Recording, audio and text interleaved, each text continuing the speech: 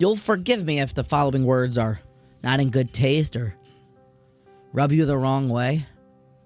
Or you can simply swipe off the screen and turn off the motivation congregation. But as I dusted off my menorah again, 5785 style, put it by the windowsill opposite my mezuzah, surrounded by mitzvos, ready to get the family around the menorah again, ulecha, lasis Hashem gadol v'kadosh ba'olamecha, Teshua gedoylo furkan kayom hazeh, and celebrate with the whole family about the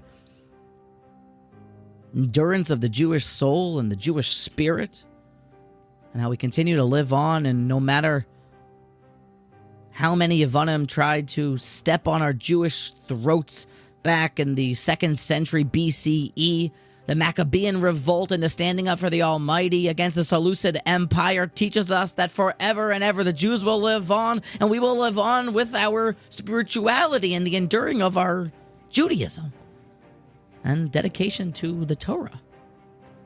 Yeah, those were some of the thoughts that I had, but many of the other thoughts included some less than satisfactory or really growth-filled thoughts. Because I thought to myself, well, Hanukkah is important, but to light in the middle of the afternoon means that I'm probably going to have to leave work early, but wow, maybe I could really make some money at that time, and I really need to maximize because times are tight here at the Motivation Congregation. And what about the fact that second Seder, I should give up my personal learning time with some of the chavrusas, but to go home to, maybe I can light Rebbe later after second Seder. Maybe I could light before. How do I beat the traffic? I thought to myself more as we go on this growth-seeking and wanting more type of Hanukkah rant, that how can I possibly hit the $12 donut over there on the south side of Lakewood and then go to the north side and catch that, well, kind of custard-filled and half-top donut, double-crusted cronut type of donut, because I want to maximize the pleasure-seeking. But then also, I want to be somebody that has time to gather around the table and enjoy and sing shiros v'tishbachos, but still make time for the obsession with the sports gambling or maybe other kind of silly habits that somehow dreidel became a gambling. There's certain groups of people now that I hear actually bet real money on this child's game, schlepping down this kind of old tradition into murky waters.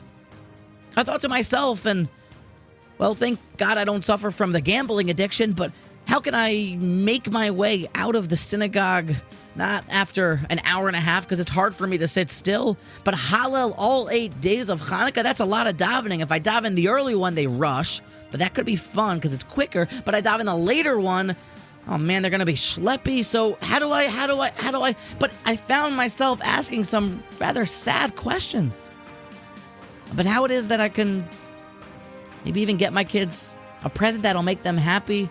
But God forbid, maybe some people like to buy their kids the newest technology that ends up only rotting their brains and is really created by some tech guru in some lab somewhere just to addict the child's mind and totally bankrupt him of any sort of sense of what is right and what is wrong as he just scrolls aimlessly through the depths of YouTube and TikTok.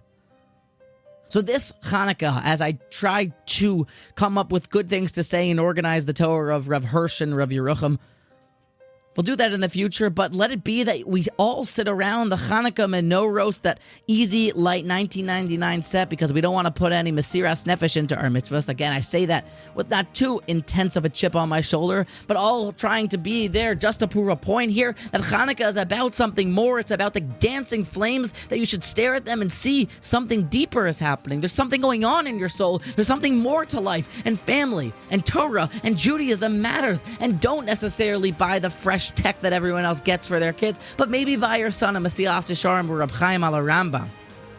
Or maybe even more, give him the gift of your time and pay attention to him. And help him to see that the Jewish spark can never be extinguished. And what we have, this inheritance from Avram, Yitzchak, and Yaakov that's been passed down to us, the soul of the Jewish people, being an Israelite, no matter how far we get from Har Sinai, and we continue to live in 2024 and 2025 and 5785, fighting for what is right, standing up for God, and trying to do what brings satisfaction to Hashem, Rabim biyad ma'atim, that's always the right thing. And that is maybe one of the most important lessons that we should internalize this Hanukkah.